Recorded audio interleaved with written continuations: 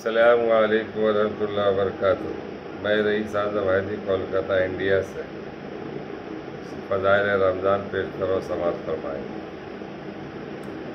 ابن عباس رضی اللہ تعالیٰ عنہ کی روایت ہے کہ انہوں نے حضور صلی اللہ علیہ وسلم کی ارشاد فرماتے ہوئے سنا کہ جنت کو رمضان شریف کے لیے خوشبوؤں کی دھونی دی جاتی ہے اور شروع سال سے آخر سال تک رمضان کے خاطر راستہ کیا جاتا ہے۔ پر جب رمضان المبارک کی پہلی رات ہوتی ہے تو عرش کے نیچے سے ایک ہوا چلتی ہے جس کا نام مشیرہ ہے، جس کے جھونکوں سے جنت کے درختوں کے پتے اور کوڑوں کے حلقے بجنے لگتے ہیں، جس سے ایسی دلاوے سریلی آواز نکلتی کہ سننے والوں نے اس سے اچھی آواز کبھی نہیں سنی۔ بس خوشنما آنکھوں والی حوریں اپنے مکانوں سے نکل کر جنت کے بالا خانوں کے درمیان کھڑے ہو کر آواز دیتی ہے کہ کوئی ہے اللہ کی بارگاہ میں ہم سے منگنی کرنے والا، تاکہ حق تعالیٰ شان اس کو ہم سے جوڑ دے۔ پھر وہی حوریں جنت کے داروغہ رضوان سے پوچھتی ہیں کہ یہ کیسی رات ہے؟ وہ لبیک کہا کر جواب دیتے ہیں کہ رمضان المبارک کی پہلی رات ہے۔ جنت کے دروازے محمد صلی اللہ علیہ وسلم کی امت کے لیے آج کھول دیے گئے۔ حضور صلی اللہ علیہ وسلم نے فرمایا کہ حق تعالیٰ شان و رضوان سے فرما دیتے کہ جنت کے دروازے کھول دے، اور مالک جہنم کے داروغہ سے فرما دیتے ہیں کہ احمد صلی اللہ علیہ وسلم کی امت کے روزہ داروں پر جہنم کے دروازے بند کر دے، اور جبرائیل کو حکم ہوتا ہے کہ زمین پر جاؤ اور سرکش شیاطین کو قید کرو اور گلے میں توق ڈال کر دریا میں پھینک دو کہ میرے محبوب محمد صلی اللہ علیہ وسلم کی امت کے روزوں کو خراب نہ کرے۔ نبی کریم صلی اللہ علیہ وسلم نے یہ بھی ارشاد فرمایا کہ حق تعالیٰ شان و رمضان کی ہر رات میں ایک منادی کو حکم فرماتے ہیں کہ 3 مرتبہ آواز دے کہ ہے کوئی مانگنے والا جس کو میں عطا کروں، ہے کوئی توبہ کرنے والا کہ میں اس کی توبہ قبول کروں، ہے کوئی مغفرت چاہنے والا کہ میں اس کی مغفرت کروں۔ کون ہے جو غنی کو قرض دے، ایسا غنی جو نادار نہیں، ایسا پورا ادا کرنے والا جو ذرا بھی کمی نہیں کرتا۔ حضور صلی اللہ علیہ وسلم نے فرمایا کہ حق تعالیٰ شان و رمضان شریف میں روزانہ افطار کے وقت ایسے 10 لاکھ آدمیوں کو جہنم سے خلاصی مرحمت فرماتے ہیں جو جہنم کے مستحق ہو چکے ہوتے ہیں۔ اور جب رمضان کا آخری دن ہوتا ہے تو یکم رمضان سے آج تک جس قدر لوگ جہنم سے آزاد کیے گئے تھے ان کے برابر اس دن ایک دن میں آزاد فرماتے ہیں۔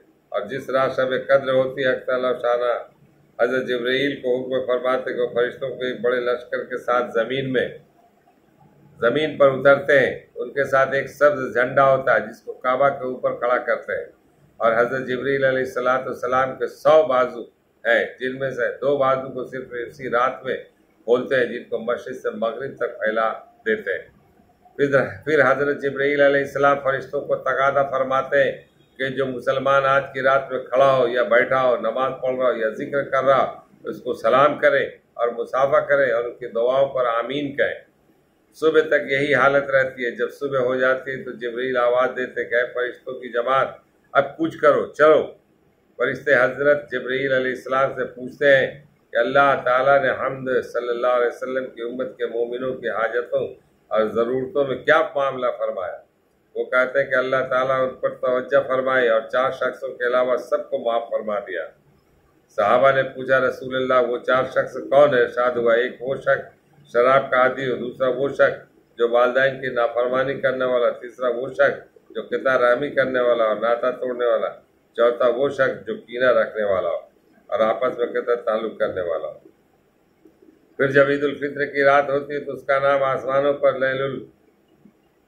لیل الجائزہ انعام کی رات سے لیا جاتا ہے، اور جب عید کی صبح ہوتی ہے تو حق تعالیٰ شانہ اور فرشتوں کو تمام شہروں میں بھیجتے ہیں۔ وہ زمین پر اتر کر تمام گلیوں راستوں کو سروں پر کھڑے ہو جاتے ہیں، اور ایسی آواز سے جس کو جنات اور انسان کے سوا ہر مخلوق سنتی ہے پکارتے گئے محمد صلی اللہ علیہ وسلم کی امت اس کریم رب کی درگاہ کی طرف چلو جو بہت زیادہ عطا فرمانے والا ہے اور بڑے سے بڑے قصور کو معاف کرنے والا ہے۔ پھر جب لوگ عیدگاہ کی طرف نکلتے ہیں تو حق تعالیٰ شان و فرشتوں سے دریافت فرماتے ہیں کیا بدلہ اس مزدور کا جو اپنا کام کر چکا ہے؟ وہ عرض کرتے کہ ہمارے معبود ہمارے مالک اس کا بدلہ یہی کہ اس کی مزدوری پوری دے دی جائے۔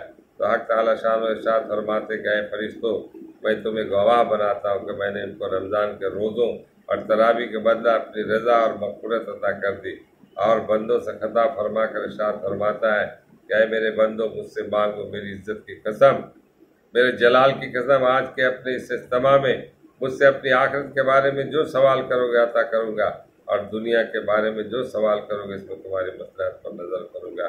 میری عزت کی قسم، جب تک تم میرا خیال رکھو گے میں تمہاری لغزشوں پر ستاری کرتا رہوں گا اور ان کو چھپاتا رہوں گا۔ میری عزت کی قسم اور میرے جلال کی قسم، میں تمہیں مجرموں اور کافروں کے سامنے رسوا اور فضیحت نہ کروں گا۔ بس اب بخشائے اپنے گھر کو لوٹ جاؤ، تم نے مجھے راضی کر دیا، میں تم سے راضی ہو گیا۔ بس فرشتے اس اجر و ثواب کو دیکھ کر جو اس امت کے افطار کے دن ملتا ہے خوشیاں مناتے ہیں اور کھل جاتے ہیں۔ اللہم اجعلنا منہم۔ اللہ تعالی ہم لوگوں کو پڑھنے اور سننے سے زیادہ عمل کرنے کی توفیق عطا فرمائے۔